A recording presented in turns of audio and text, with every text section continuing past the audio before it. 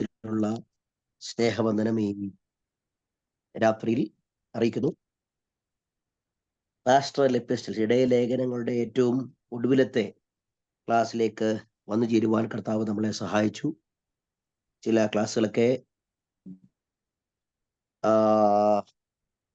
വളരെ വേഗത്തിൽ എടുത്തു. എന്നാൽ ഒട്ടുമുക്കാൽ എല്ലാ അധ്യായങ്ങളും നമുക്ക് ഓരോ വാക്യങ്ങൾ ചിന്തിക്കുവാൻ ദൈവം നമുക്ക് കൃപ ചെയ്തു. നിങ്ങൾക്കും എനിക്കും ഇത് വളരെ ഉപകാരമായി. സത്യം പറഞ്ഞാൽ എനിക്ക് പേഴ്സണലി ഈ ക്ലാസ് വളരെ അനുഗ്രഹമായിരുന്നു. കാരണം മറ്റൊന്നുമല്ല, ആസ് എ ജൂനിയർ പാസ്റ്റർ, ഒരു യുവ സുവിശേഷകർ എന്ന രീതിയിൽ, ഇല്ലെങ്കിൽ ഒരു യുവ സഭയുടെ പാസ്റ്റർ എന്ന നിലവാരത്തിൽ അല്ലെങ്കിൽ നിലനിൽക്കുമ്പോൾ ഈ ക്ലാസ് എനിക്കും വളരെ പേഴ്സണലി വളരെ പ്രയോജനമായിരുന്നു. ഈ വാക്യം നമ്മളെ ഒരുമിച്ച് ചിന്തിക്കുവാൻ എനിക്കും അവസരം തന്ന എബനേസർ ഇന്റർനാഷണൽ ബൈബിൾ കോളേജിലെ പ്രിയ സാറിനോടും അഡ്മിനിസ്ട്രേറ്റേഴ്സിനോടുമുള്ള നന്ദി പ്രാരംഭത്തിൽ അറിയിക്കുന്നു. കർത്താവ് നമ്മളെ സഹായിക്കട്ടെ. 2 അധ്യായങ്ങൾ കൂടെ നമ്മൾ ഇന്ന് രാത്രിയിൽ കവർ ചെയ്യും. ആ 2 അധ്യായങ്ങളിൽ വളരെ പെട്ടെന്ന് തന്നെ നമുക്ക് വൈൻഡപ്പ് ചെയ്യാം എന്നാണ് ഞാൻ കരുതുന്നത്. തീത്തോസ് ലേഖനമാണ് നമ്മൾ പഠിച്ചുകൊണ്ടിരിക്കുന്നത്. തീത്തോസ് ആരാണ്? തീത്തോസ് ഒരു യവനായ പശ്ചാത്തലത്തിൽ നിന്ന് ക്രിസ്തീയ പശ്ചാത്തലത്തിലേക്ക് കൺവേർട്ട് ചെയ്ത് വന്ന, അല്ലെങ്കിൽ മാറി വന്ന ഒരു വ്യക്തിയാണ് എന്ന് നമുക്ക് മനസ്സിലാക്കുന്നു. 1. 2, തിമോത്തിയോസ് ക്രേത്തയിലുള്ള സഭയുടെ ഇൻചാർജ്, അല്ലെങ്കിൽ അതിൻ്റെ ആ സഭയുടെ ശുശ്രൂഷകരായിട്ട് ഭരമേൽപ്പിക്കപ്പെടുന്ന ഒരു ശുശ്രൂഷകൾ എങ്ങനെയായിരിക്കണം, ആ ക്രേത്തയിലുള്ള ദൈവജനങ്ങളെ എങ്ങനെ പരിപാലിക്കണമെന്ന് അപ്പോസ്തലനായ പൗലോസ് തീത്തോസിന് വ്യക്തിപരമായി എഴുതുന്ന ലേഖനമാണ്. അപ്പോൾ അതിന്റെ കാലഘട്ടം AD 63 65 ഇടയ്ക്കുള്ള കാലഘട്ടമാണ് എന്ന് നമ്മൾ കഴിഞ്ഞ ക്ലാസ്സുകളിൽ ചിന്തിക്കുകയുണ്ടായി. കഴിഞ്ഞ 1-ാം അധ്യായത്തിൽ നമ്മൾ ചില കാര്യങ്ങൾ ശ്രദ്ധിക്കുകയുണ്ടായി. 2-ാം അധ്യായത്തിലും താൻ വീണ്ടും ഒരു സഭയിലെ പ്രത്യേക ഗ്രൂപ്പുകൾ, അല്ലെങ്കിൽ സഭയിലെ എല്ലാ വിശ്വാസികളെയും തരം തിരിച്ചുകൊണ്ട് എങ്ങനെയായിരിക്കണം എന്നുള്ളതാണ് 2-ാം അധ്യായത്തിൽ പ്രധാനമായിട്ടും താൻ ഇവിടെ കോൺസെൻട്രേറ്റ് ചെയ്യുന്നത്. 2-ാം അധ്യായത്തിൽ വൃതന്മാരെ കാണുന്നുണ്ട്. 2-ാം അധ്യായത്തിൽ യൗവനക്കാരെ കാണുന്നുണ്ട്, ദാസന്മാരെ കാണുന്നുണ്ട്, ഇങ്ങനെ ഉപദേഷ്ടാക്കന്മാരെ കാണുന്നുണ്ട്. ഇങ്ങനെ ഈ സഭയിലെ വിവിധ നിലവാരത്തിൽ, അല്ലെങ്കിൽ പ്രായത്തിലും ഒക്കെയുള്ള വിശ്വാസികൾ അവരെപ്രകാരം അവരുടെ കോണ്ടക്ട്, അവരുടെ സ്വഭാവം ആയിരിക്കണം എന്നുള്ളതാണ് പൗലോസ് വ്യക്തമായി ഇവിടെ പറയുന്നത്. നീയോ പത്യോപദേശത്തിന് ചേരുന്നത് പ്രസ്താവിക്കാം. 2-ാം വാക്യത്തിൽ വൃതന്മാർ, അവിടെ ഇംഗ്ലീഷ് തർജിമയില് ഓൾഡർമെൻ, പ്രായമുള്ളവർ എന്നുള്ള ഒരു പദമാണ് ഇംഗ്ലീഷ് ഭാഷാന്തരം അത് കടമെടുത്തിരിക്കുന്നത്. നമ്മൾ വൃതന്മാർ എന്ന് പറയുമ്പോൾ തന്നെ നമ്മുടെ മനസ്സിലേക്ക് ഓടി വരുന്നത് വിശുദ്ധന്മാർ എന്നുള്ള ഒരു വാക്കാണ് നമുക്ക് ഓടി വരുന്നത്. എന്നാൽ നമ്മൾ മനസ്സിലാക്കേണ്ടത് ഓൾഡർ മാൻ എന്ന് പറയുമ്പോൾ പ്രായം ഒരു എന്താ പറയുന്നേ, നമുക്ക് പ്രായം കണക്കിലെടുക്കാം. അപ്പോൾ തന്നെ ആത്മീയത്തിൽ അവരുടെ പക്വത എന്നുള്ള ആ ഒരു അർത്ഥത്തിലും ഈ വാക്യം നമുക്ക് എടുക്കാം എന്നാണ് എൻ്റെ പേഴ്സണലി ഒരു അഭിപ്രായം. കാരണം NIV KJV ഒക്കെ തന്നെ ഓൾഡർ മാൻ, പ്രായമുള്ളവർ എന്നുള്ള ഒരു ട്രാൻസ്ലേഷൻ ആണ് കൊടുത്തിരിക്കുന്നത്.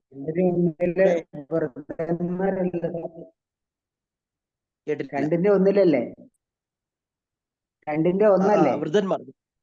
വൃദ്ധന്മാർ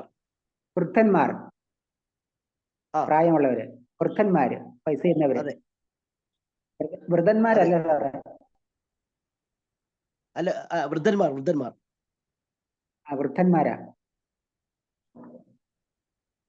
അത് ഓൾഡർ മെൻ തന്നെയാണ് അത് കൊടുത്തിരിക്കുന്നത്. പക്ഷെ എന്റെ ഒരു അഭിപ്രായം കൂടെ ഞാൻ പറഞ്ഞോളൂ. അതെ, അത് അച്ഛൻ പറഞ്ഞത് കറക്റ്റ് ആണ്.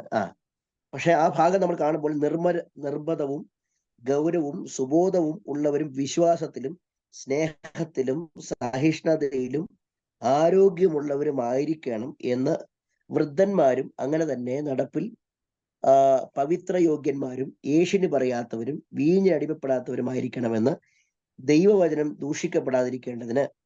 അപ്പം ആദ്യത്തെ കാറ്റഗറി ആയിട്ട് വൃദ്ധന്മാരെ, ഞാൻ എൻ്റെ ഒരു അഭിപ്രായം എന്ന് പറഞ്ഞാൽ ഒരു യൗവനക്കാരെന്ന് പറയുമ്പോൾ ഒരു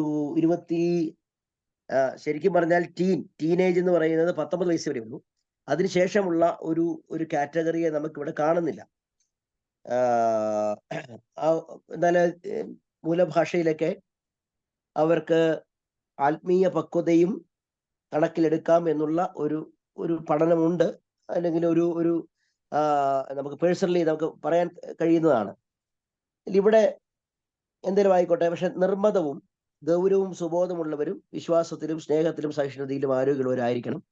ഇനി യൗവനക്കാരത്തികള്, അവിടെ രണ്ടാമത് യൗവനക്കാരത്തികളെ ഭർത്തൃപ്രിയമാരും പുത്രപ്രിയന്മാരും സുബോധവും പാതിവൃത്യമുള്ളവരും വീട്ടുകാരെ നോക്കുന്നവരും ദൈവരും ഭർത്താക്കന്മാർക്ക് കീഴ്പ്പെടുന്നവരും ആയിരിക്കാൻ ശീലിപ്പിക്കേണ്ടതിന് നന്മ ഉപദേശിക്കുന്നവരായിരിക്കണം എന്ന് പ്രബോധിപ്പിക്കുക. ഇവിടെ ഒരു വാക്ക് ഞാൻ എടുക്കുകയാണ്, ഭർത്തൃപ്രിയര്. ഇവിടെ എന്താണ് ആ പദം കൊണ്ട് അവിടെ പറയുന്നത്? എഫേസ്യ ലേഖനത്തിൽ ഭർത്താക്കന്മാര് ഭാര്യമാരെ സ്നേഹിക്കണമെന്ന് പറയുന്നുണ്ട്. നമ്മൾ ആ ഭാഗം നമ്മൾ സവിസ്തരം ചിന്തിച്ചതാണ്. ആ ഭർത്താക്കന്മാര് ഭാര്യമാരെ സ്നേഹിക്കണം എന്ന് പറയുമ്പോൾ അവിടെ അഗാപ്പെ, അല്ലെങ്കിൽ ഒരു സഭയെ സ്നേഹിച്ചതുപോലെ ത്യാഗനിർഭരമായ ഒരു സ്നേഹത്തെ പറ്റിയാണ് ഭർത്താക്കന്മാരെങ്ങനെയാണ് ഭാര്യമാരെ സ്നേഹിക്കേണ്ടതെന്നാണ് അവിടെ പറയുന്നത്. എന്നാൽ ഇവിടെ ഭർത്തൃപ്രിയമാരെന്ന് പറയുമ്പോൾ തിരിച്ച് എഫേസ്യ ലേഖനത്തിൽ ഭർത്താവിനെ സ്നേഹിക്കണം എന്ന് കാണുന്നില്ല, ഭർത്താവിന് കീഴ്പ്പെടണം എന്നാണ് പറയുന്നത്. പക്ഷെങ്കിൽ മേലിലുള്ള വാക്യങ്ങൾ ആ ഭാഗം നമ്മളൊന്ന് എടുക്കുമ്പോൾ, ഒരു മിനിറ്റ് ഞാൻ എടുത്തോട്ടെ, എഫേസ്യ ലേഖനം ഒന്ന് എടുക്കാവോ? അതിന്റെ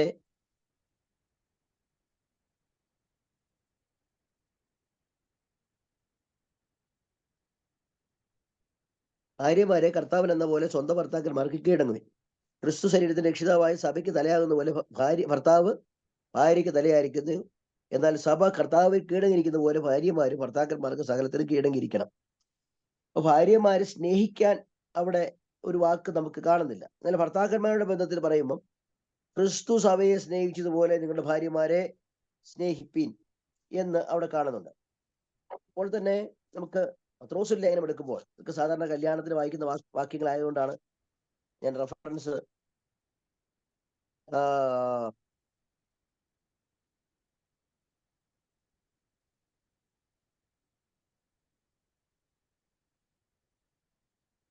പത്രോസിന്റെ ലേഖനം എടുത്തവരൊന്ന് വായിക്കാമോ? ഭാര്യമാരെ നിങ്ങളുടെ ഭർത്താക്കന്മാർക്ക് കീഴടങ്ങിയിരിപ്പീൻ.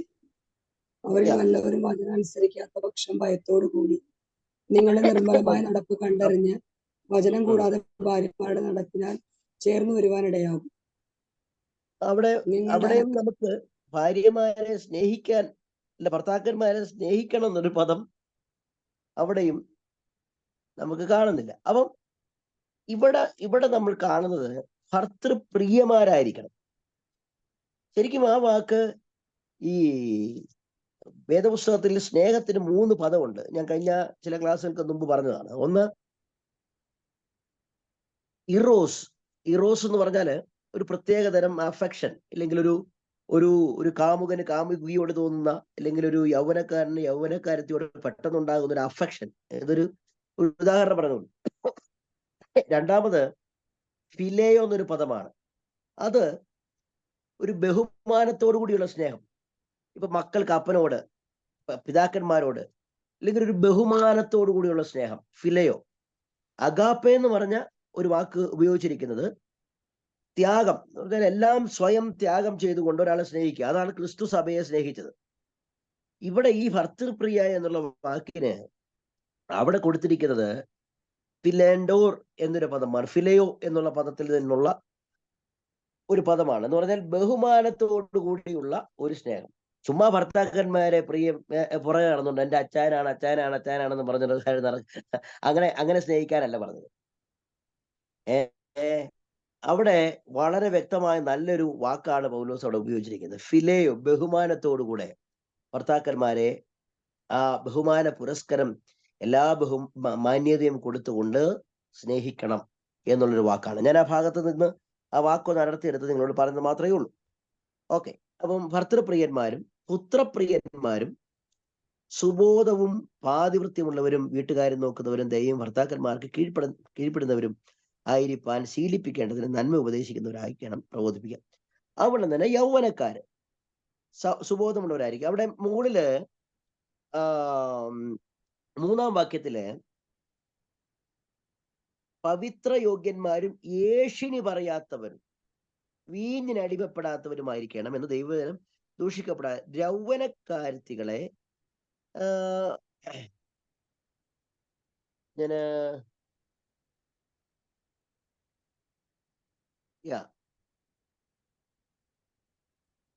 ആ ഭാഗം ഞാൻ ഒന്ന് ഇംഗ്ലീഷിൽ ഞാൻ വായിക്കാം. ഇങ്ങനെ ഒരു കാര്യം നിങ്ങൾക്ക് ഒന്ന് എടുത്തു കാണിക്കാൻ വേണ്ടിയാണ്. Likewise എന്നൊരു പദമുണ്ട്. Likewise the older men to be reverent in the way they live, not to be slandered or addicted to much wine, but to teach what is good. Then they can train the younger women to their husbands and children to be self-controlled and pure, to be busy at home, to be kind and to subject their husband, so that no one malign the word of God. അവിടെ ഈ slender, ഏഷ്യനി എന്ന് പറയുന്ന ഒരു വാക്ക് നിങ്ങൾ ശ്രദ്ധിച്ചു കാണും. ഏഷ്യനി എന്ന് പറഞ്ഞാൽ ഈ ക്രേത്തർക്ക് അവർക്ക് അതൊരു ഔദ്യോഗിക സ്വഭാവമാക്കി മാറ്റിയേക്കുക എന്ന് പറഞ്ഞാൽ ഏഷ്യനി എന്ന് പറഞ്ഞു. കാരണം അവര് ഈ ഞാൻ കഴിഞ്ഞ പ്രാവശ്യം പറഞ്ഞില്ലേ പൊട്ടച്ചൊല്ല എന്നൊക്കെ പറയുന്ന പോലെ ഏഷ്യനി പറയുക. അത് അവർ ഈ പ്രത്യേകിച്ച് ഈ ക്രേത്തർക്ക് നമ്മൾ കഴിഞ്ഞ ആഴ്ച ചിന്തിച്ചാണ്, നുണ പറയുന്നവര്, അവര് ക്രേത്തന്മാരെ, അല്ലെങ്കിൽ ഞാൻ ഒരാളുടെ പേര് നീ ക്രേത്തന്മാരെ പോലെ കാണിക്കരുതെന്ന് പറയുന്നത് സഹോദരിമാരോടാണെന്നുണ്ടെങ്കിൽ ഏഷ്യന് പറയുന്നത് നമ്മൾ ഒരാളെ പറ്റി ഇങ്ങനെ കുറ്റം പറയത്തില്ലേ, അതാണ്. അപ്പം ഏഷ്യന് സഹോദരിമാരുടെ ഡ്യൂട്ടി ആണെന്നുണ്ടെങ്കിലും ഇവിടെ വൃദ്ധന്മാർ അങ്ങനെ ആയിരിക്കുകയാണ്. അപ്പം ഒരാളെ എങ്ങനെയെങ്കിലും പഴിചാരി അദ്ദേഹത്തിന്റെ ജീവിതം തന്നെ അവസാനിപ്പിക്കുന്ന രീതിയിലേക്ക് മാറ്റുന്നൊരു പ്രവണത, അത് സഭയിൽ നിന്ന് മാറ്റണം. കാരണം അത് വരുന്നത് താഴോട്ടുള്ള വാക്യങ്ങൾ ഞാൻ 3-ാം വാക്യം കൂടെ നമുക്ക് കണക്ട് ചെയ്ത് പഠിക്കേണ്ടതാണ്. അതിന് ആ ഭാഗത്തേക്ക് വരാം. അപ്പൊ നിങ്ങൾ ശ്രദ്ധിക്കണം. അപ്പം രണ്ടാമത് യൗവനക്കാരും അതുപോലെ തന്നെ ആയിരിക്കണം, സുബോധമുള്ളവരായിരിക്കാം. ഇതിനെല്ലാം കാരണം എന്നാണെന്നറിയാമോ? 7-ാം വാക്യമാണ്. ഒരു വിശ്വാസികൾ ദൈവസഭയില് ഇപ്രകാരം ഇല്ലെങ്കിൽ ദൈവസഭയിൽ നമ്മൾ സ്വയമായിട്ട് ചില സ്വഭാവത്തിൽ രൂപീകരണം വരുത്തേണ്ടതിന്റെ ഒരു ആവശ്യകത 7-ാം വാക്യത്തിൽ പറയുകയാണ്. വിരോധി നമ്മെ കൊണ്ട് തിന്മ പറയുവാൻ വകയില്ലാതെ ലജ്ജിക്കേണ്ടതിന് സകലത്തിൽ നിന്നെ തന്നെ സൽപ്രവർത്തിക്ക് മാതൃകയാക്കി കാണിക്കാം. അവിടെ ആ വാക്ക് വിരോധി എന്ന് പറയുന്നത് സാത്താനെ പറ്റിയല്ല, സുവിശേഷത്തിന്റെ വിരോധികൾ. അതാണ് നമുക്ക് അവിടെ മനസ്സിലാക്കാൻ കഴിയുന്നത്. The enemy of the gospel, സുവിശേഷത്തിന് വിരോധമായി നിൽക്കുന്നവർ. സഭയ്ക്ക് എപ്പോഴും യേശുക്രിസ്തുവിന്റെ നാമത്തിന് വിരോധമായി നിൽക്കുന്നവരുടെ മുമ്പിൽ ദൈവസഭ മാതൃകയാകുകയാണെന്നുണ്ടെങ്കിൽ മാത്രമേ ഉള്ളൂ ദൈവനാമം ദൂഷിക്കപ്പെടാതിരിക്കത്തുള്ളൂ. പുതിയ നിയമസഭയെ സംബന്ധിച്ച് 2 കാര്യം നമ്മൾ മനസ്സിലാക്കണം. ഉപദേശത്തിൽ നമ്മൾ നിലനിൽക്കുന്നവരായിരിക്കെ തന്നെ സ്വഭാവത്തിലും നമ്മളെ തന്നെ സൂക്ഷിക്കുന്നവരാകണമെന്നാണ് പുതിയ നിയമസഭയുടെ ഏറ്റവും വലിയ ധാർമ്മിക ഉപദേശം. നമ്മൾ പലപ്പോഴും ദൈവവചനത്തിന്റെ ഉപദേശത്തിന് പാരമ്പര്യ സഭക്കാർ വളരെയധികം ഇമ്പോർട്ടൻസ് കൊടുക്കും. പക്ഷെങ്കിൽ നിർഭാഗ്യവശാൽ ഈ പറയുന്ന സ്വഭാവത്തിലെ മാറ്റങ്ങൾക്ക് ദൈവസഭ വളരെ പുറകോട്ട് പോയിരിക്കുന്ന ഒരു കാലഘട്ടത്തിലാണ് നമ്മൾ ജീവിക്കുന്നത്. കാരണം വിരോധി നമ്മെ കൊണ്ട് ഒരു തിന്മയും പറയുവാൻ വകയില്ലാതെ ലജ്ജിക്കേണ്ടതിന് സകലത്തിൽ നിന്നെ തന്നെ സൽപ്രവർത്തികൾക്ക് മാതൃകയാക്കി കാണിക്കാം. ഇനി 8-ാം ഭാഗത്തിൽ ഉപദേശത്തിൽ നിർമ്മലതയും ഗൗരവവും ആക്ഷേപിച്ചു കൂടാത്ത പത്യവചനവും ഉള്ളവനായിരിക്കാം. ഇത് തീത്തോസ് ഒന്നാമതൊരു ചെറുപ്പക്കാരനായ ദൈവദാസനാണ്. ചെറുപ്പക്കാരായ ദൈവദാസന്മാർക്കുള്ള ഏറ്റവും വലിയ കുഴപ്പം എന്നറിയാം, ദൈവസഭ അവരെ അംഗീകരിക്കത്തില്ല. എത്രയൊക്കെ വലിയ പാണ്ഡിത്യം ഉള്ളവരാണെന്നുണ്ടെങ്കിലും, ഇനി MDH ഡോക്ടറേറ്റ് ഉള്ളവരാണെന്നുണ്ടെങ്കിലും ഒരു ഒരു ഒരു ജൂനിയർ എന്ന നിലവാരത്തിലാണ് എപ്പോഴും അവരെ അവരെ അവരെ കാണുന്നത്. ഒരു വളർന്നു വരുന്ന ദൈവദാസനാണെന്ന് പോലുമുള്ള പരിഗണന ചിലപ്പോൾ കൊടുക്കത്തില്ല. ഞാനൊരു ഉദാഹരണം ഞാൻ പറയാം. ഞങ്ങളുടെ സഭയിലെ എൻ്റെ ഒരു അനുഭവം തന്നെ ഞാൻ ആയിക്കോട്ടെ, അതിന് കുഴപ്പമില്ല. എനിക്കാകെപ്പാടെ ഇത്ര വയസ്സുണ്ട്, ഞാനത് എൻ്റെ പ്രായം പറഞ്ഞിട്ടുണ്ടെന്നാണ് തോന്നുന്നു. ഇനിയിപ്പോൾ ഞാൻ പറയാൻ താല്പര്യപ്പെടുന്നില്ല, പോട്ടെ. എങ്കിലും ഞാനൊരു ചെറുപ്പക്കാരനാ. അപ്പം എൻ്റെ ഫാദർ മരിച്ചതിന് ശേഷം ഞാൻ മരിക്കുന്നതിന് മുൻപ് തന്നെ ആ സഭയുടെ ചാർജ് എടുത്തു. പഴയ സഭയാണ്, 40-50 വർഷം പാരമ്പര്യമുള്ള, അല്ലെങ്കിൽ പഴയ വിശ്വാസികളൊക്കെ ഉള്ള ഒരു സഭ തന്നെയാണ്. അപ്പം പഴയ വിശ്വാസികൾ, എന്നെ എടുത്തു വളർത്തിയ ആൾക്കാർ തന്നെ ഉണ്ട്. എന്നെ അംഗീകരിക്കാൻ വളരെ ബുദ്ധിമുട്ടാണ്. അത് അവരെ പറഞ്ഞിട്ട് കാര്യമില്ല, അങ്ങനെയാണല്ലോ. അപ്പം അവരുടെ മോളെ പ്രാർത്ഥിച്ച് കോളേജിലേക്ക് അയക്കുകയാണ്. അപ്പം പെട്ടെന്ന് എൻ്റെ ഫ്രണ്ടി വന്നിട്ട് പെട്ടെന്ന് എൻ്റെ മമ്മി എടുത്ത് വന്ന് പറഞ്ഞു, മാമയെ പ്രാർത്ഥിച്ച് എൻ്റെ മോളെ കോളേജിലേക്ക് അയക്കണം. ഞാൻ അവിടെ ശുശ്രൂഷ കഴിഞ്ഞ് നിൽക്കുകയാണ്. അപ്പൊ പക്ഷെ അംഗീകരിക്കാൻ ബുദ്ധിമുട്ടുള്ള ഒരു മനസ്സിന്റെ ഒരു ഉദാഹരണമാണ് ഞാൻ പറയുന്നത്. പെട്ടെന്ന് എൻ്റെ മമ്മി എടുത്ത് പോയി അവർ പ്രാർത്ഥിച്ചിട്ട് അവര് ആശീർവാദം വാങ്ങിച്ച് തിരിച്ചുപോയി. എനിക്കൊരു മാനസികമായ ബുദ്ധിമുട്ടില്ല, കാരണം എൻ്റെ മമ്മിക്ക് ദൈവം പക്ഷെങ്കിൽ ഈ വാക്യങ്ങൾ തീത്തോസുള്ള ബന്ധത്തിലും തീത്തോസുള്ള ബന്ധം ഒരു ചെറുപ്പക്കാരനായ ശുശ്രൂഷകന്മാർ നേരിടുന്ന ഏറ്റവും വലിയൊരു പ്രോബ്ലമാണ് സഭയെ അംഗീകരിക്കാത്ത ഒരു ബുദ്ധിമുട്ട്.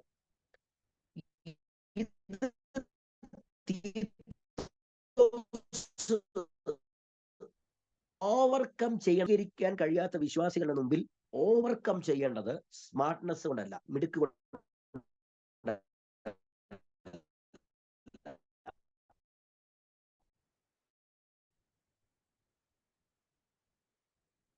ഒരിക്കലും മിടുക്ക് കൊണ്ട് വിശ്വാസികളെ അംഗീകരിക്കാൻ കഴിയത്തില്ല. വളരെ ബൗദ്ധികമായിട്ടും പരിശുദ്ധാത്മകതയും അപ്പോൾ തന്നെ ഗൗരവവും ആക്ഷേപിച്ചു കൂടാത്ത പത്യവചനവും ഉള്ളവനായിരിക്കുക. കാരണം ഉപദേശിക്കുന്ന തിമോത്തിയോസാണ്. അതുകൊണ്ട് നിന്റെ ഉപദേശം, അല്ലെങ്കിൽ നിന്റെ ജീവിതത്തിലെ കോണ്ടക്ട്, ഇതാണ് ഒരു ദൈവവിശ്വാസിയെ നിന്നിലേക്ക് അടുപ്പിക്കുന്ന ഏറ്റവും വലിയൊരു കാര്യം. നമ്മൾ ഇടയലേഖനം പഠിക്കുന്നത്, എനിക്കറിയാം വിശ്വാസികളാണ് പഠിക്കുന്നതെങ്കിലും ഒരു ഇടയനെ സംബന്ധിച്ച് ആ ഭാഗം വായിക്കുമ്പോൾ യാക്കോബിൻ ലേഖനം 3:1 ഉപദേശകന്മാർ ശ്രദ്ധിക്കേണ്ടത് ഏറ്റവും വലിയൊരു കാര്യമാണ്. യാക്കോബിൻ ലേഖനം 3:1 വാക്യം വായിച്ചേ. യാക്കോബിൻ ലേഖനം 3:1 സഹോദരന്മാരെ, അധികം ശിക്ഷാവധി വരും എന്നറിഞ്ഞ് നിങ്ങളിൽ അനേകരും ഉപദേഷ്ടാക്കന്മാരാകരുത്. അപ്പം നമുക്ക് ഒത്തിരി വലിയ ഉപദേശമൊക്കെ പറയാൻ പോകുന്നവരോർത്തോളം നമുക്ക് അധികം ശിക്ഷാവധി വരും. അതുകൊണ്ട് തിമോത്തിയോസിന് പറയുന്നത്, നിന്റെ ഉപദേശം നിർമ്മലതയും ഗൗരവവും ആക്ഷേപിച്ചു കൂടാത്ത പത്യവചനവും ഉള്ളവൻ ആയിരിക്കുക എന്ന് അവിടെ പറഞ്ഞത്. ഇനി 8-ാം വാക്യത്തില് ഇനി 9-10 വാക്യങ്ങൾ നമ്മൾ ഈ വാക്യം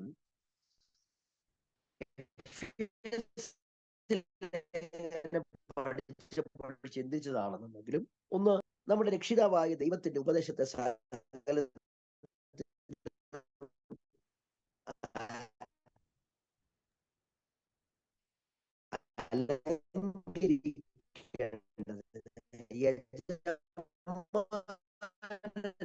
ർക്ക് ഈ എതിർപ്പറയുകയോ വഞ്ചിച്ചെടുക്കുകയോ ചെയ്യാതെ കൽപ്പിക്കാം. ഇതൊരു വലിയ ഒരു കോൺട്രവേഴ്ഷ്യൽ ആയിട്ടുള്ള. സൗണ്ട് ക്ലിയർ ആവുന്നില്ലേ? മറ്റുള്ളവർക്ക് എങ്ങനെയാണ്?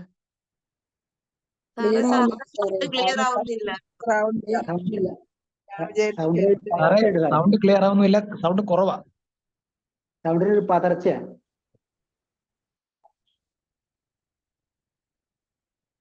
സൗണ്ട് പതർച്ചയല്ലേ? അതെ, പതറുന്നത് എൻ്റെ സൗണ്ടിന്റെ പ്രോബ്ലമാണ്.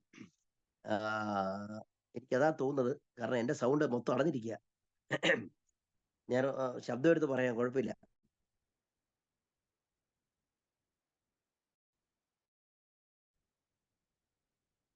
കേൾക്കാലോ അല്ലേ?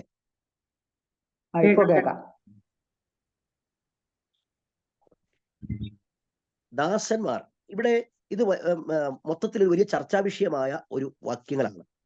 അപ്പം ദാസന്മാർ, അടിമകൾ എന്നുള്ള ഒരു പദമാണ് നമുക്ക് അവിടെ കാണുന്നത്.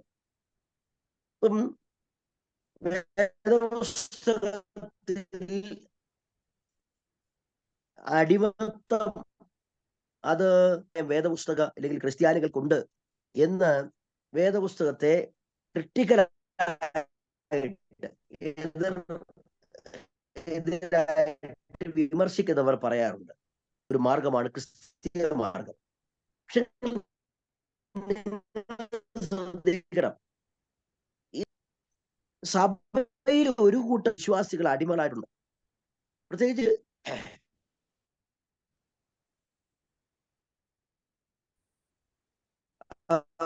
ഈ കാലഘട്ടങ്ങളിൽ അതൊരു സാംസ്കൃതിക അടിമകളെ കൊണ്ടുവരുമായിരുന്നു. അടിമകളായ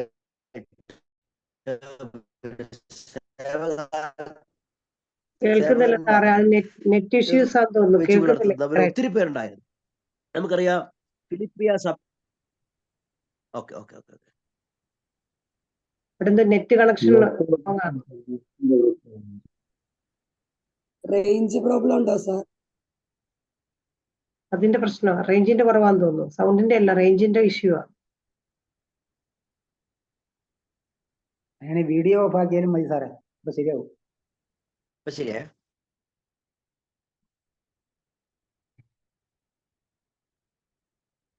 ശരിയാ. ഇപ്പൊ കേൾക്കാം. ഇപ്പൊ കേൾക്കാലോ അല്ലേ? കേൾക്കാം. അപ്പം ഫിലിപ്പിയ സഭ ഉൾപ്പെടെ അടിമകളുള്ള ഒരു സഭയാണ്. ഉദാഹരണത്തിന് ആ സഭയിൽ ഒരു അടിമ പെണ്ണ് നമുക്കറിയാം. അവളെ വിറ്റ്, ഇല്ലെങ്കിൽ അവളുടെ എന്താ പറയുന്നേ, തമിഴില് അതിന് കുറിച്ചൊല്ലുന്ന തമിഴ് വാക്കായിരിക്കും വരുന്നത്. പൗലോസ് അവളെ സൂക്ഷിച്ച് നോക്കിയില്ലേ? ഏതാ ആ പെണ്ണ്? നിങ്ങളും മറന്നോ? വെളിച്ചപ്പാടത്തിക്കാരി. അത് തന്നെ. എനിക്ക് തമിഴ് വരുന്നത് കുറിച്ചൊല്ലുന്ന തമിഴിൽ അങ്ങനെയാ പറയുന്നത്. ഓക്കെ. ഈ ദ്വിഭാഷക്കാരുടെ ഇടയിൽ ശുശ്രൂഷിക്കുന്നതിന്റെ ഏറ്റവും വലിയ പ്രോബ്ലമാണ് തമിഴ് വാക്യം കയറി വരും. നിങ്ങൾക്ക് അത് പറഞ്ഞാൽ മനസ്സിലായി, നിങ്ങൾ ചിരിക്കും. അതുകൊണ്ട് ഞാൻ പിന്നെ അത് പറയാൻ. എനിവേ, അപ്പം ഈ വെളിച്ചപ്പാടത്തിക്കാരിയായ പെണ്ണ്, അത് അവൾ അടിമയാണ്. നമ്മൾ ആ ഭാഗമൊക്കെ സവിസ്തരം ചിന്തിച്ചതായോണ്ട് ഞാൻ പറയുന്നില്ല. അപ്പം ഞാൻ പറഞ്ഞ അടിമകളെ പ്രോത്സാഹിപ്പിക്കുന്ന, അടിമത്തം പ്രോത്സാഹിപ്പിക്കുകയല്ല, അടിമകളോട് ഒരു ദൈവസഭയിൽ വരുന്ന അടിമകളായിട്ടുള്ള വിശ്വാസികൾ അവരെങ്ങനെ ദൈവസഭയിൽ ബിഹേവ് ചെയ്യണം എന്നുള്ളതാണ് അവിടെ പറയുന്നത്. അല്ലാതെ ഒരിക്കലും ദൈവവചനം അല്ലെങ്കിൽ അപ്പോസ്തലനായ പൗലോസ് അടിമത്തത്തിന് അനുകൂലമായ ഒരു നിലപാടെടുക്കുന്ന ഒരു വ്യക്തിയല്ല. പക്ഷേ അന്നത്തെ കാലത്ത് അടിമത്തം നിലവിലുണ്ടായിരുന്നു. അടിമകളായിട്ടുള്ള വിശ്വാസികൾ സഭയിൽ വന്നിരുന്നു. അവരെങ്ങനെയായിരിക്കണം എന്നുള്ളതാണ് പൗലോസിന്റെ ആശങ്ക. അവരെ പറ്റി പറയുന്നത്, ദാസന്മാർ നിങ്ങൾ യജമാനന്മാർക്ക് കീഴടങ്ങിയിരിക്കണം, എതിർ പറയുകയോ വഞ്ചിച്ചെടുക്കുകയോ ചെയ്യാതെ സകലത്തിൽ നല്ല വിശ്വാസത കാണിക്കുക എന്ന് പറയുകയാണ്. ഇനി പൗലോസ് 11-ാം വാക്യം തൊട്ട് അവിടെ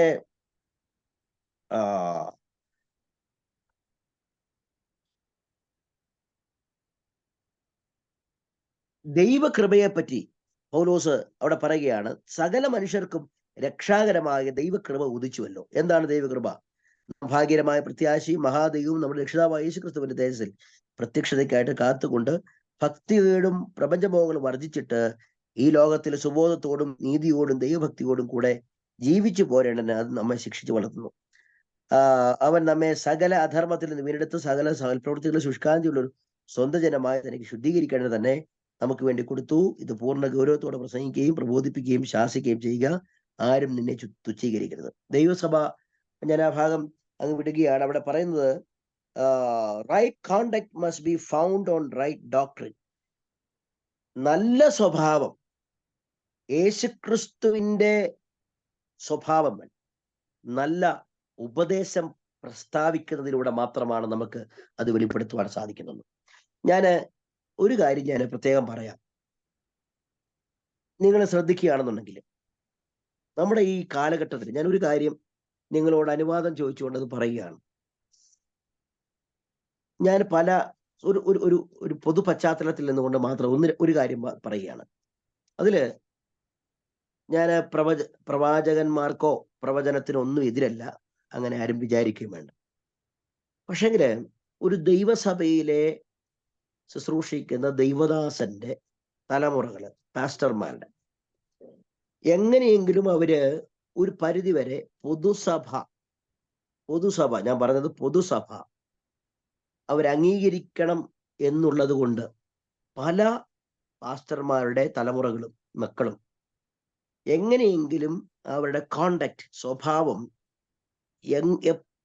എന്താ പറയുക, വല്ലവിധേന എന്ന് പറഞ്ഞ പോലെ കാട്ടിച്ച് പിടിച്ച് എങ്ങനെയും അതൊരു, കാരണം അപ്പന്റെ ശുശ്രൂഷയ്ക്ക് ഭംഗം വരുത്തരുത് എന്നുള്ള ഒരു മനോഭാവത്തോടു കൂടി അവർ പ്രവർത്തിക്കുന്നത് ഞാൻ വീക്ഷിച്ചിട്ടുണ്ട്.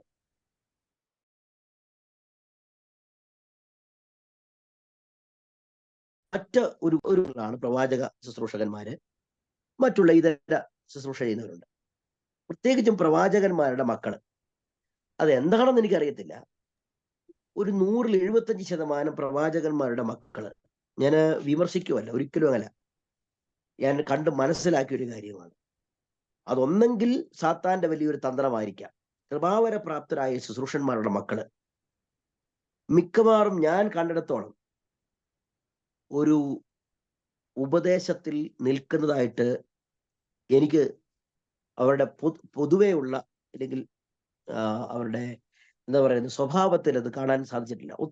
ഒത്തിരി പ്രവാചകന്മാരുടെ മക്കളെ ഞാൻ കണ്ടിട്ടുണ്ട്. പക്ഷെ ഒരു 100-ൽ ഒരു ഹാഫ് ആൻഡ് അബവ് കൃപാവര പ്രാപ്തരായ ശുശ്രൂഷന്മാരുടെ മക്കളെ എല്ലാം സാത്താൻ വഴിതെറ്റിച്ചിട്ടുണ്ട്.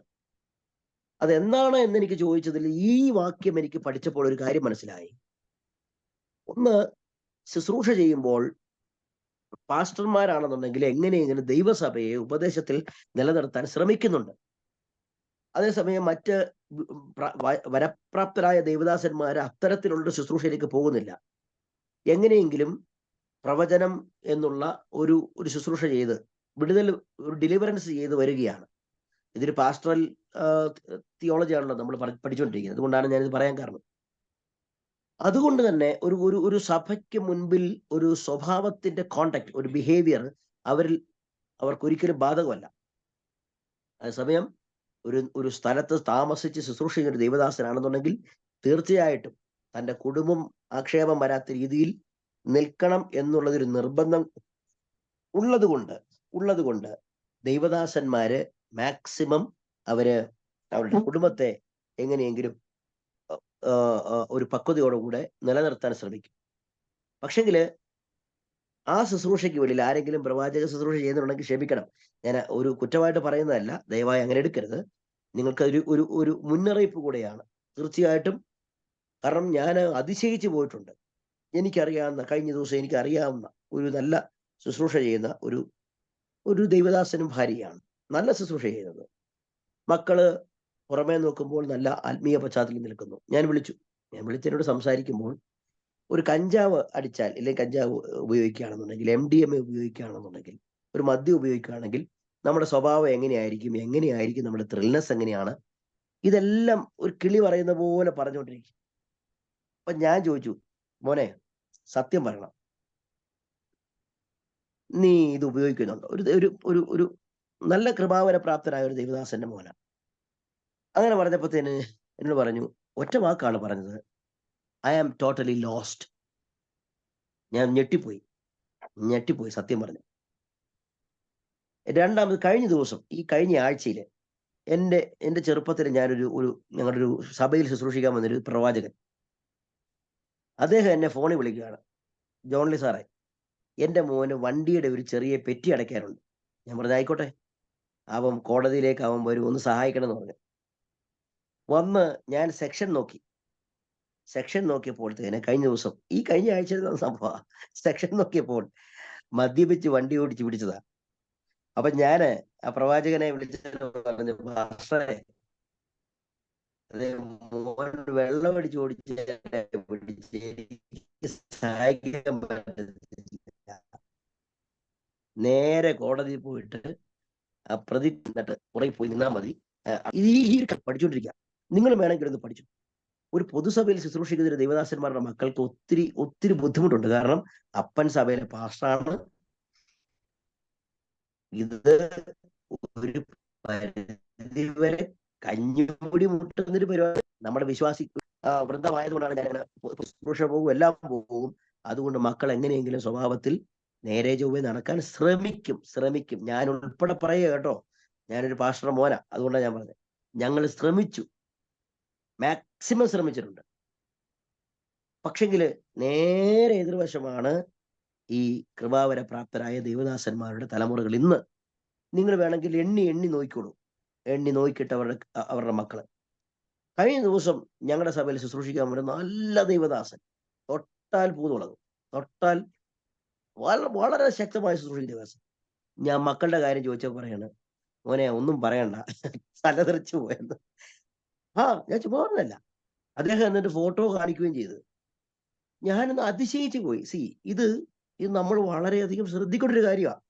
ഇത് ഞാൻ ചുമ്മാ പറഞ്ഞതല്ല. നമ്മൾ ദൈവദാസന്മാർക്ക് വേണ്ടി പ്രാർത്ഥിക്കുമ്പോൾ ഈ ഒരു കാര്യം നിങ്ങൾ പ്രാർത്ഥിക്കണം. ഞാൻ മനസ്സിലാക്കിയ കാര്യമാണ്. ഞാൻ ഈ പൊതുരംഗത്ത് സഹിച്ചാലൊക്കെ അറിയാം, ഞാൻ ഇച്ചിരി സഭാ രാഷ്ട്രീയത്തിലേക്ക് നിൽക്കുന്ന ഒരാളായത് കൊണ്ടാണ് ഞാൻ അത്തരത്തിൽ പറഞ്ഞത്. പല പ്രസ്ഥാനങ്ങളിലെയും ഈ United Pentecostal Assembly, All India Pentecostal Alliance എന്ന് പറഞ്ഞുകൊണ്ടൊരു സംഘടന, UPC, അത് ഇത് എന്നൊക്കെ പറഞ്ഞ് കുറെ എണ്ണത്തിനകത്ത് ഞാൻ ഭാഗവാക്കാണ്. വെറുതെ ഈ വക്കീലായോട് പിടിച്ചിരുന്നതാന്നേ, അല്ലാതെ വലിയ കാര്യമൊന്നുമല്ല. ഞാൻ പറഞ്ഞ അങ്ങനെ കുറച്ച് രംഗങ്ങളിൽ പൊതുരംഗത്തിൽ ബന്ധപ്പെടുന്ന ഒരാളായതുകൊണ്ട് ഈ കാര്യം എനിക്ക് മനസ്സിലായി. അതുകൊണ്ട് നമ്മൾ ശക്തമായി പ്രാർത്ഥിക്കേണ്ട ഒരു വിഷയം കൂടെ പറയട്ടെ. കൃപാവരപ്രാപ്തരായ ദൈവദാസന്മാർ, അവരുടെ തലമുറകളെ അവരല്ല തെറ്റിക്കുന്ന, സാത്താൻ വളരെ വഞ്ചനാപൂർവം അവരെത്തി. കാരണം അവർ ഒരു ബാധ്യതയില്ല. അവർക്ക് പൊതുരംഗത്ത് പൊതു ശുശ്രൂഷയായിട്ട് നടക്കുന്നവരാണ്. കുടുംബം നോക്കുന്നില്ല. അങ്ങനെ ഒരു ബുദ്ധിമുട്ട് ഏർപ്പെടുന്നുണ്ട് എന്നാണ് എനിക്ക് മനസ്സിലാക്കാൻ കഴിയുന്നത്. നമുക്ക് മടങ്ങി വരാം. ഇവിടെ പൗലോസ് പറയുന്നത്, ഇവിടെ ഈ വാക്യത്തിന്റെ ഉള്ളടക്കം എന്ന് പറയുന്നത്, നല്ല ഉപദേശം നല്ല സ്വഭാവത്തെ കൊണ്ടുവരുന്നുണ്ട്. നല്ല ഉപദേശം നല്ല സ്വഭാവത്തെ, നല്ല ഉപദേശം നല്ല സഭയെ, നല്ല ഉപദേശം നല്ല വിശ്വാസികളെ അത് പ്രൊഡ്യൂസ് ചെയ്യും. അതുകൊണ്ട് ഇന്ന് എൻ്റെ മുമ്പിലിരിക്കുന്ന പാസ്റ്റർമാരൊന്നുമല്ല എങ്കിലും ഈ ഇടയ ലേഖനം പഠിക്കാൻ വന്ന വിദ്യാർത്ഥികളോട് ഒരു കാര്യം ഞാൻ പറയോട്ടെ. നല്ല ഉപദേശമുള്ള സഭയിൽ നമ്മൾക്ക് അംഗമായിരിക്കാം. നല്ല ഉപദേശം പ്രചരിപ്പിക്കാൻ നമ്മൾ ശ്രമിക്കാം. നല്ല ഉപദേശത്തിന്റെ വാക്താക്കളാണ്. ഇതാണ് കാരണം. നല്ല സ്വഭാവത്തോടു കൂടിയുള്ള വിശ്വസ്തരായ വിശ്വാസികളെ ദൈവം എഴുന്നേൽപ്പിക്കാൻ വേണ്ടി ഒറ്റ കാര്യമുള്ളൂ. ഡെലിവറൻസ് അല്ല, വിടുതൽ ശുശ്രൂഷ അല്ല, ഓൺലി സൗണ്ട് ഡോക്ട്രിൻ, നല്ല ഉപദേശം.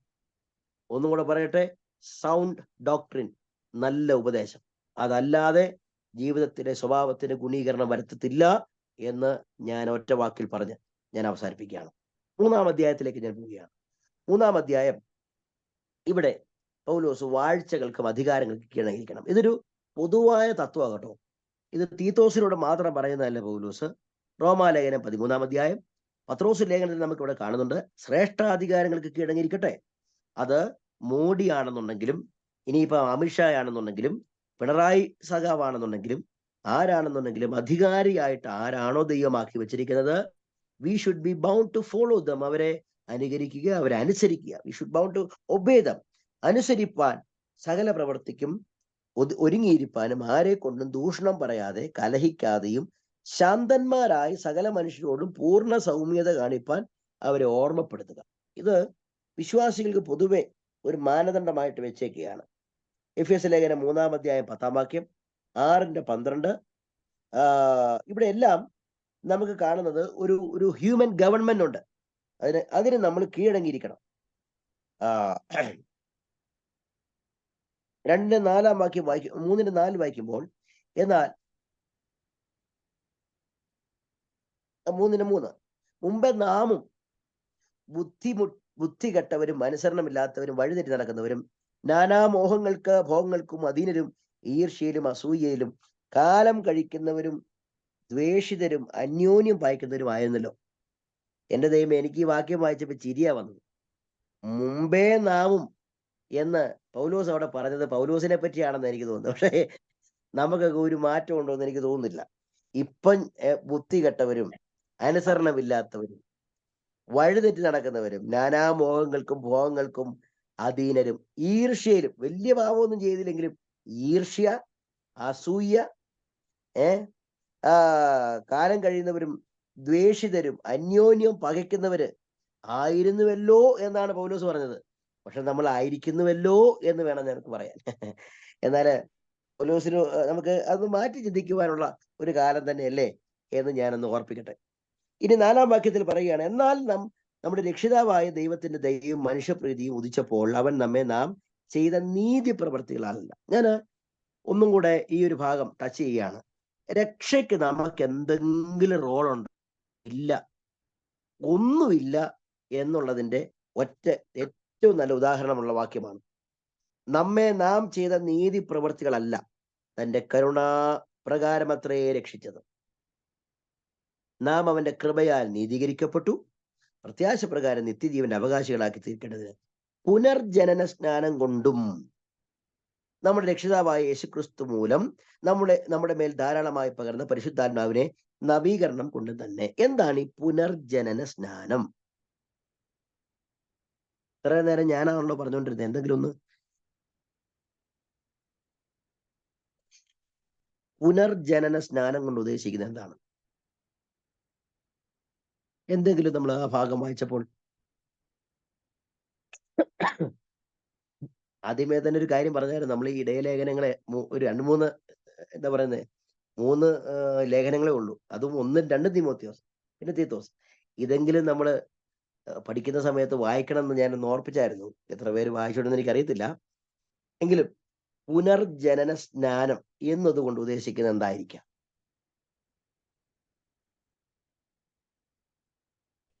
ബോണഗനാണോ? ആരാ പറഞ്ഞേ? Oliva. Olive. Okay okay. Born again. അപ്പൊ സ്നാനം എന്നൊരു പദം എന്താ അവിടെ കൊണ്ടുവരാൻ കാരണം? പുനർജനനം ഓക്കെ, സ്നാനം എന്നുള്ളൊരു പദം കൊണ്ടുവന്നു.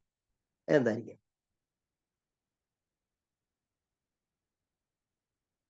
അതിന് ഇംഗ്ലീഷില് അവിടെ കൊടുത്തിരിക്കുന്നത് വാഷിംഗ് ഓഫ് റീബർത്ത് എന്ന.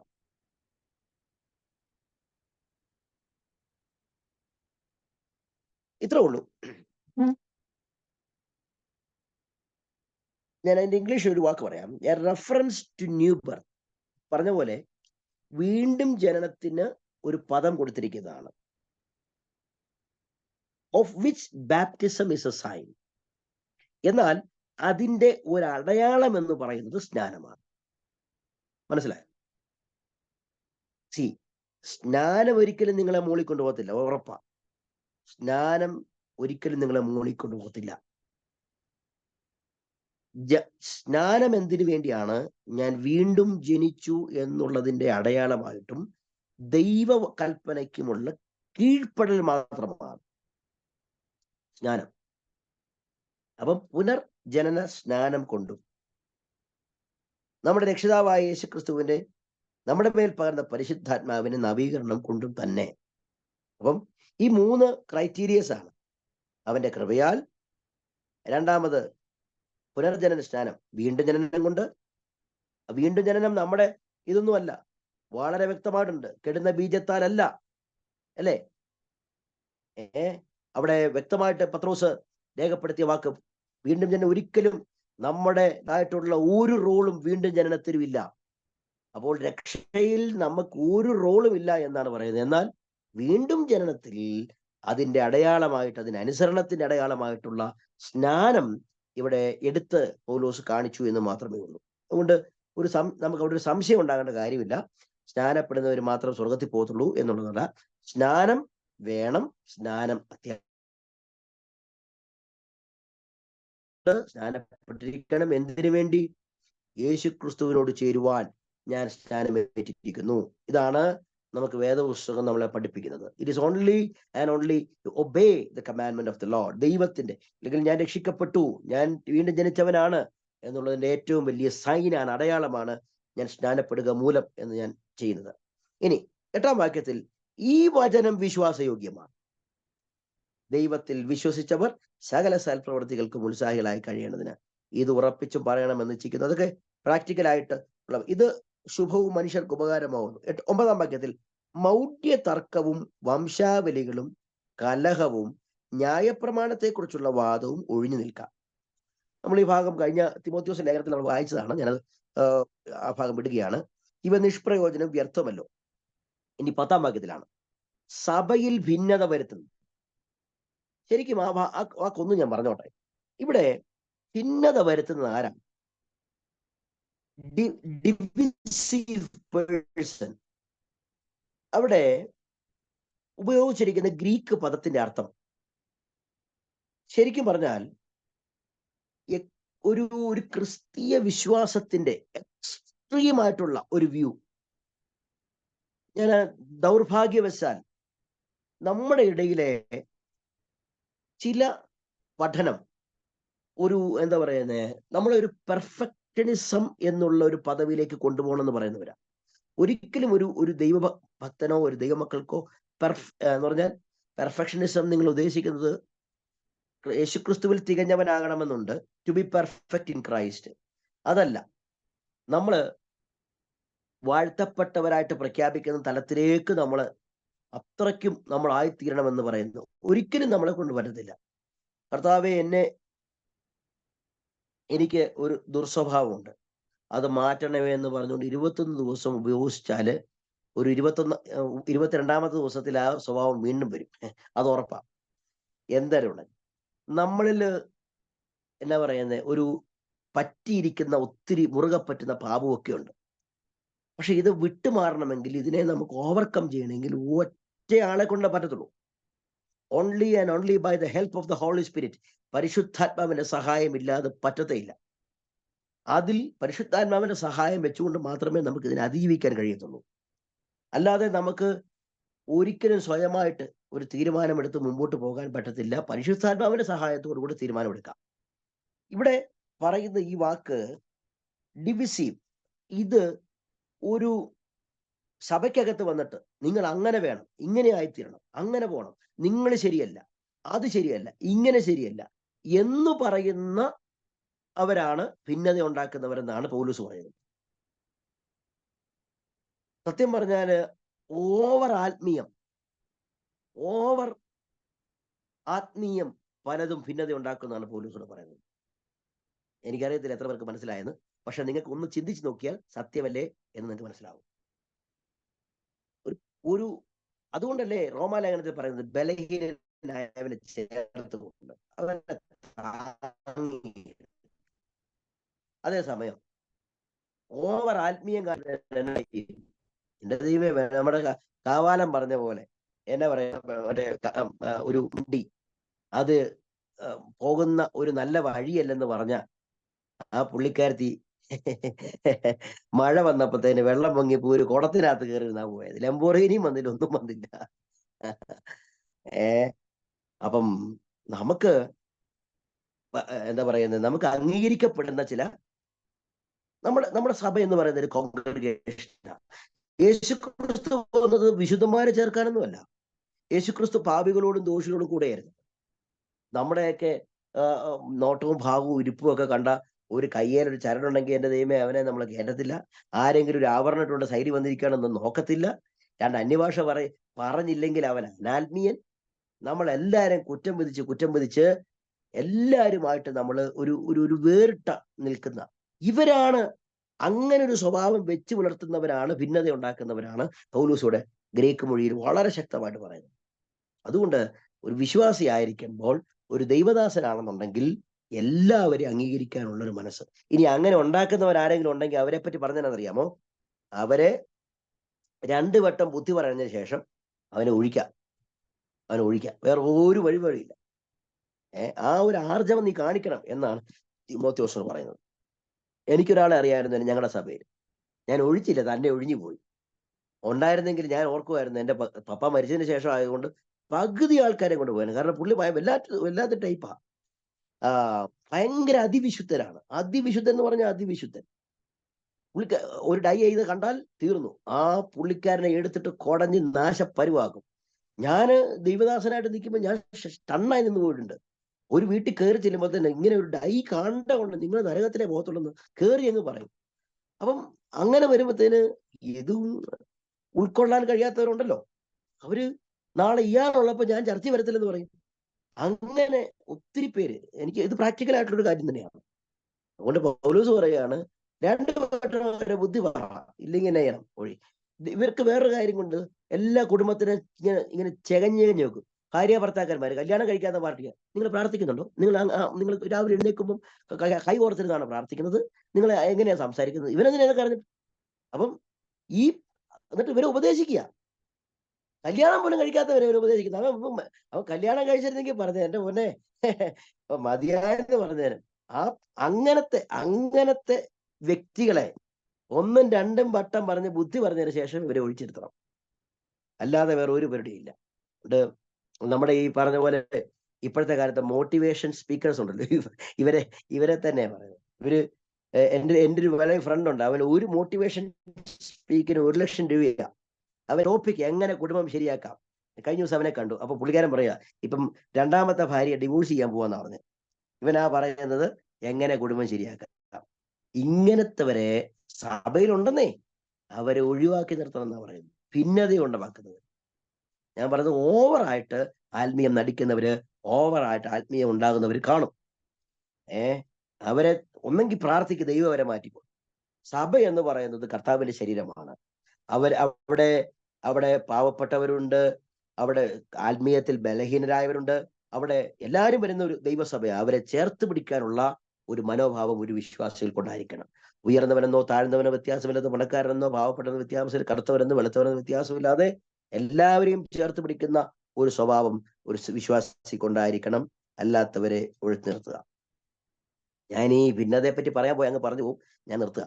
ഇപ്പം ഇനി ഇങ്ങനെയുള്ളവർ വക്രബുദ്ധിയായ പാപം ചെയ്ത് തന്നെത്താൻ കുറ്റം വിധിച്ചിരിക്കുന്നു നിനക്ക് അറിയാമല്ലോ. അതുകൊണ്ട് കൂടുതൽ അങ്ങോട്ടൊന്നും പോകണ്ട. അവരങ്ങനെ. പിന്നെ 12-ാം വാക്യത്തിൽ തിഹിക്കോസിനെ അങ്ങോട്ട് അയക്കുമ്പോൾ നിക്കോപ്പൊലാസിൽ വന്ന് എന്നോട് ചേരുവാൻ ശ്രമിക്കുക. ഞാൻ കഴിഞ്ഞ ആഴ്ച പറഞ്ഞ പോലെ തിമോത്തിയോസ് ലാസ്റ്റ് ആയിട്ട് നിക്കോപ്പൊലാസിൽ പൗലോസിനെ വന്ന് കണ്ടു കാണണം. എന്നാൽ അവിടെ നിന്നും തിമോത്തിയോസ് പോയിട്ടുണ്ട്. ഏറ്റവും അവസാനമായിട്ട് ശുശ്രൂഷ ചെയ്യുന്നത് ക്രേത്തയിലല്ല, നിക്കോപ്പൊലോസിലല്ല. ഏറ്റവും അവസാനമായിട്ട് തീത്തോസ് പാസ്റ്റർ ആകുന്നത് യുഗോസ്ലേവിയയിലാണ്. യുഗോസ്ലേവിയ എന്ന് പറഞ്ഞാൽ ഇന്ന് വായിച്ച് 2 തിമോത്തിയോസ് 4-ാം അധ്യായം അതിന്റെ 10-ാം വാക്യത്തിൽ തിമോത്തിയോസ് ദൽമാത്യയ്ക്കും പോയി, അല്ലേ? ഡാൽമേഷ്യ എന്നൊരു പദമാണ് അത്. ഈ ആധുനിക കാലത്തെ യുഗോസ്ലേവിയ ആണ് കാണിക്കുന്നത്. യുഗോസ്ലേവിയയിലേക്ക് പോയി എന്നാണ് ഏറ്റവും അവസാനമായിട്ട്. അവിടെ ന്യായശാസ്ത്രിമാരായ സേനാസിനും അപ്പൊല്ലോസിനും ഒരു മുട്ടും വരാതെ ഉത്സാഹിച്ച് വഴിയാത്ര അയക്കാം. കണ്ടോ തിമോത്തിയോസിന്റെ സ്വഭാവം? നമുക്കുള്ളവരും ഫലമില്ലാത്തവരാകാത്ത ആവശ്യ സംഗതികൾ സൽപ്രവൃത്തികൾ മുൻപരായി പഠിക്കട്ടെ. എന്നോട് കൂടെയുള്ളവർ എല്ലാവരും നിനക്ക് വന്ദനം ചൊല്ലുന്നു. ഞാൻ വിശ്വാസത്തിൽ സ്നേഹിക്കുന്നവർക്ക് വന്ദനം ചൊല്ലുക. കൃപ നിങ്ങളോടെല്ലാവരും കൂടെ ഇരിക്കുമാറാകട്ടെ. എനിക്ക് ഇത്രേ പറയാനുള്ളൂ. കൃപ നിങ്ങളോടെല്ലാവരോടും കൂടെ ഇരിക്കുമാറാകട്ടെ. Thank you. Praise the Lord.